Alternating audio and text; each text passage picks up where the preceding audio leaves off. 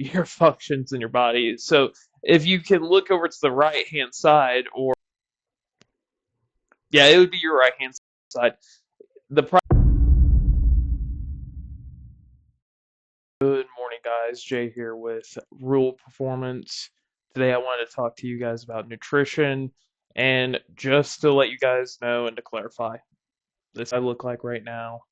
I want you to know that I'm not going to be spouting bullshit at you guys that's not going to work. It's going to be stuff that I use to look the way I do, and it's what works. So, moving on, I'm going to follow on with my presentation. We're going to start with the simplest possible thing. Starting from the fundamental level, what is a calorie? So, first slide, what is a cake? What is a KCal? So a KCal is a unit of energy, and your body uses a KCal to maintain vital functions, breathing, circulation, organ function, support movement and exercise, recover, repair tissue, and regulate hormones. So KCals are just the units of energy that we get from our food. Not going to get much more complicated than that. Starting with the most simple thing. Just think food. Energy, food. And when we go even further into calories, we get a little something called macros, right? And within those macros, we have the three big ones, right? We have your carbs, your proteins, and your fats. And within those macros, they're all broken up into a certain amount, like they all they produce a certain amount of calories. So carbs produce 4 kcals per gram of carbs. Protein, same as carbs, 4 kcals. And fat is more calorically dense, so it's 9 kcals per gram. So that's why when people automatically assume fat is bad because it's more calorically dense, when in reality it's just because it's a more nutrient dense macro, so it's just going to hold a lot more energy within it. And usually fats are very vital for your functions in your body. So if you can look over to the right hand side, or yeah, it would be your right hand side.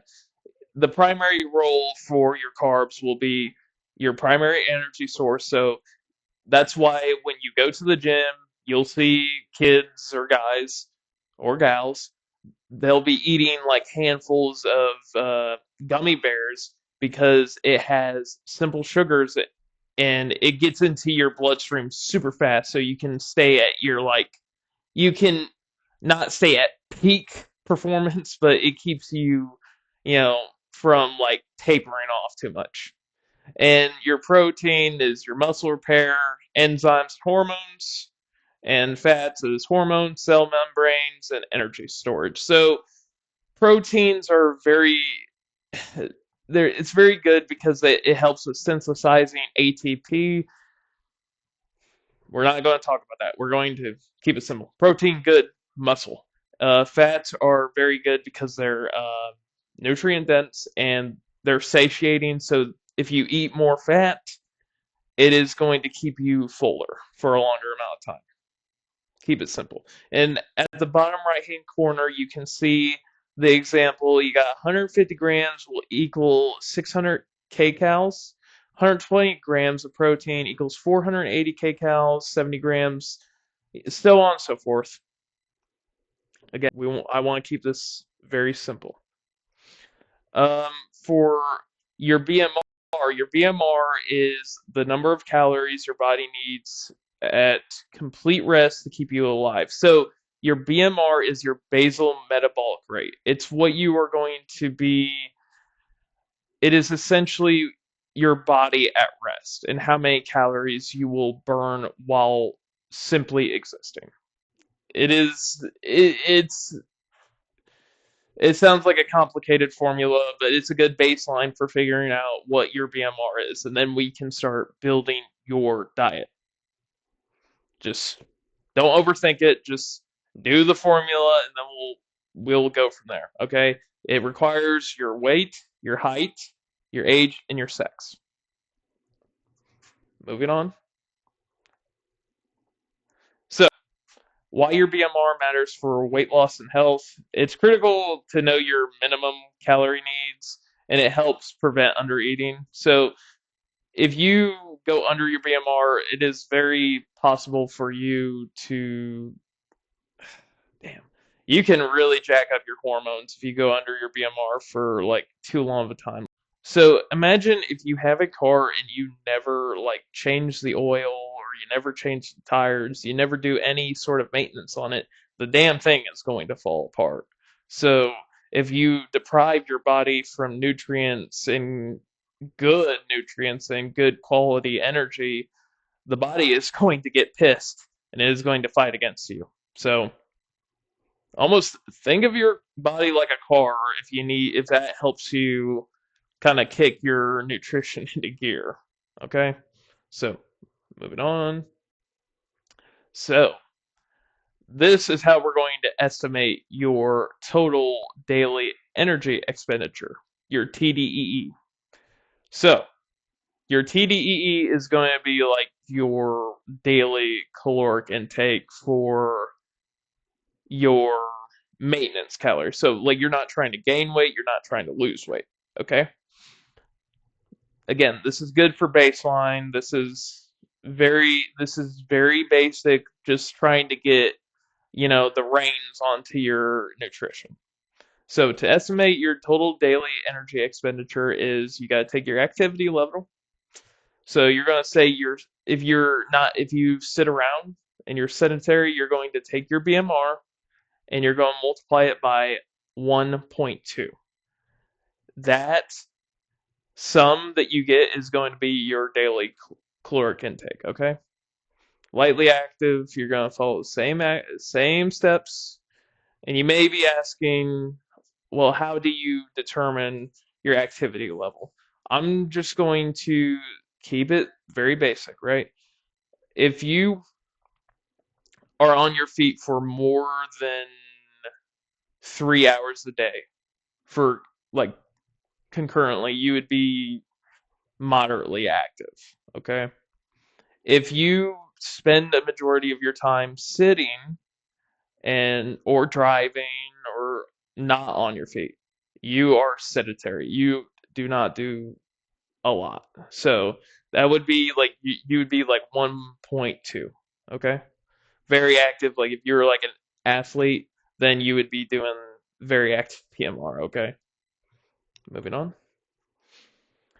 And I also wanted to So I'm going to show this example, and this is how I make like a 2 week shopping list and how I've done it in the past.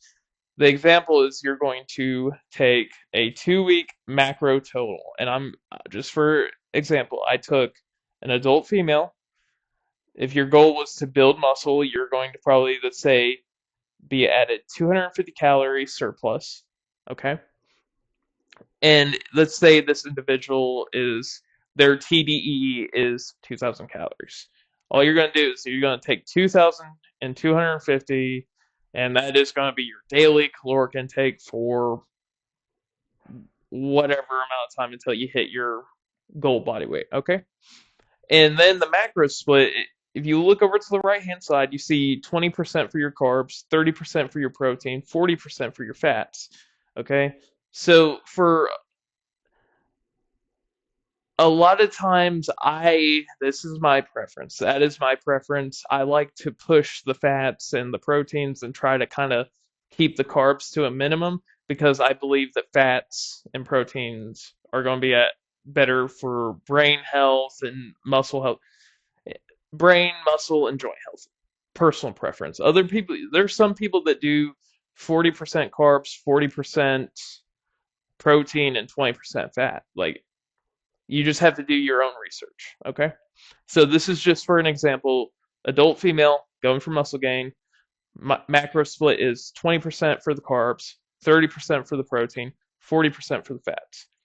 That in 2 weeks, the total amount of carbs, proteins, and fats that you need to buy in that 2 week span is going to be 1,582 carbs in grams, okay?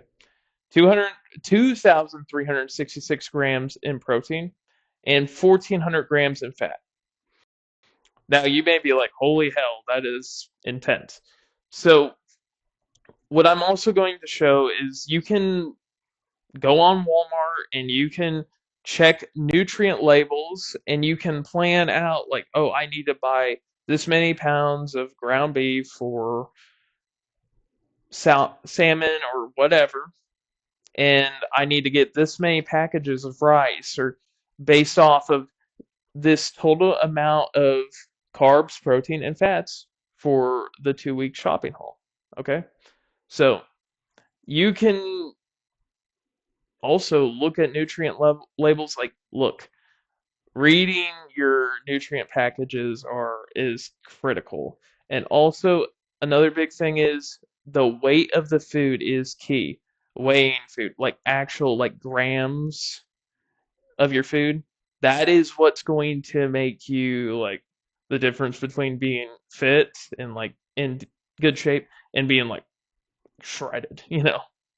So again, don't overcomplicate it, okay? Just pick a diet and a form and then just be like, I'm gonna stick to this, okay? And then you stick to that diet and you stick to that plan, and then you can start thinking about the more complicated stuff. Okay, let's go on moving on. And that's the end of the presentation, guys. So again, I don't want you overthinking the nutrition. It is very easy to think about the carbs and the fats and the macros and the meal planning and to get very overwhelmed. I understand, like, but you need to start creating a healthy relationship with food, okay? Food must no longer be a consuming act. It must be a healthy act. You must fuel your body with food that is good for you, good for your soul, good for your brain, good for your bones.